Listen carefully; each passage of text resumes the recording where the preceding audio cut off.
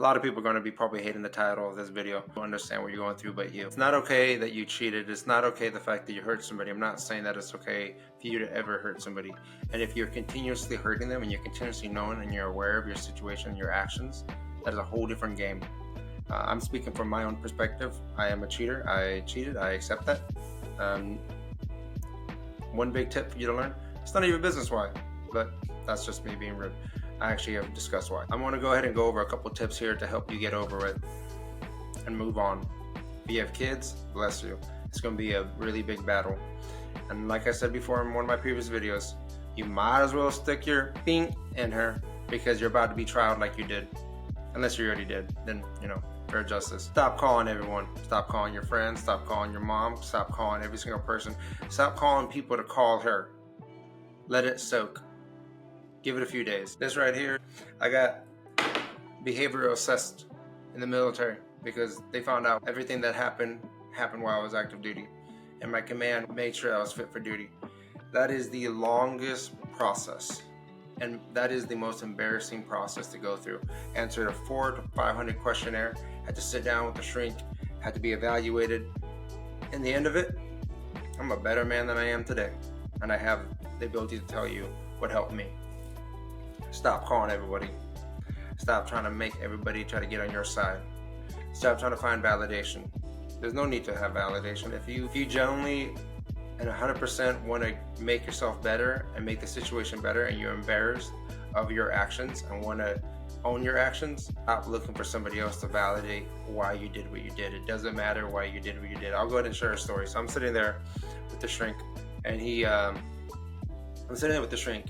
went ahead and had me explain what happened. And as I explained everything what happened, he thought I was owning the accountability.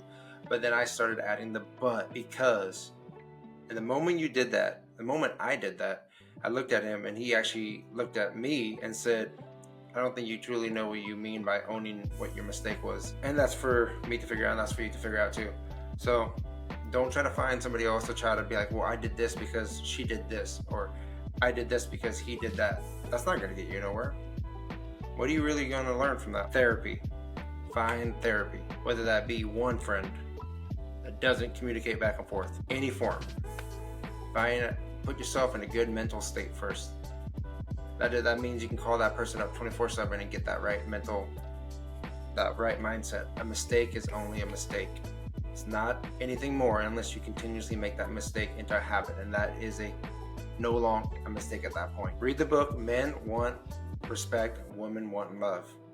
Look it up online. It's a great book. I'll go ahead and throw it in the captions.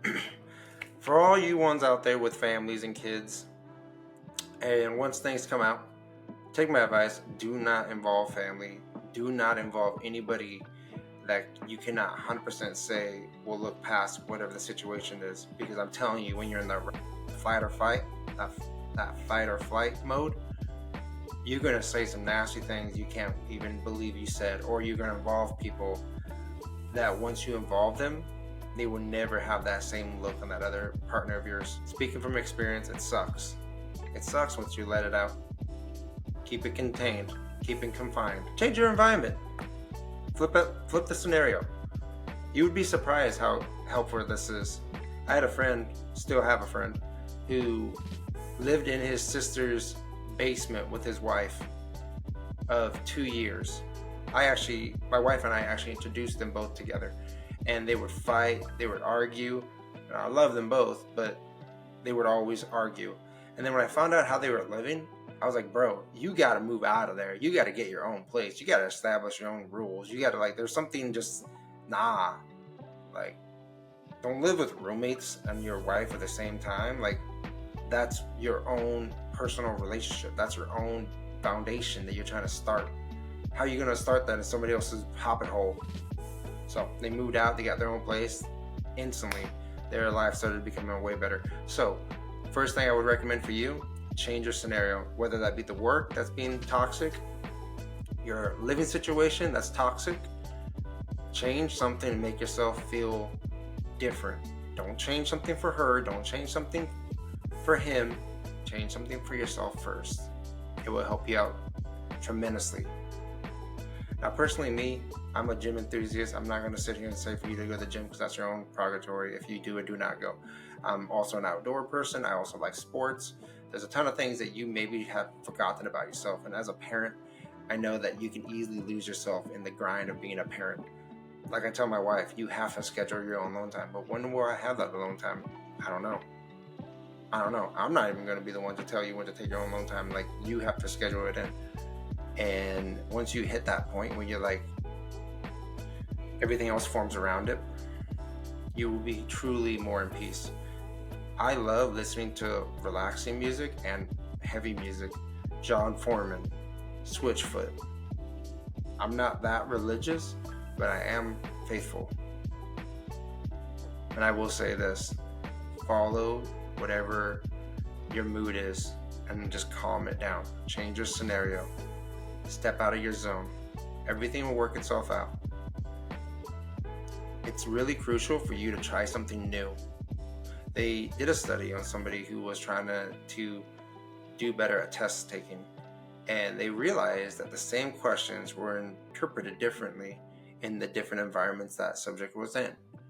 They scored way higher when they weren't in the same mundane, noisy, or situation that they were in. So you change the situation, you change the scenario, those same questions were hit differently.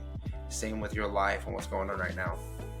Don't involve your kids, don't involve your family, don't involve anybody that can't truly say that they accept you both for who you are. Be a good person, change who you are, seek therapy, find out who you were, find out how you were upraised, change the habits that need to go, and keep the habits that keep you who you are. I feel like as a man, we never even hear, good job, Dad. Shame on Dad is what I heard a lot. Shame on you, shame on this, shame on that. Everybody makes mistakes. And I feel like in this new generation we're in, we don't even know how we're supposed to be defined as. Be a better person. Be kind. Later.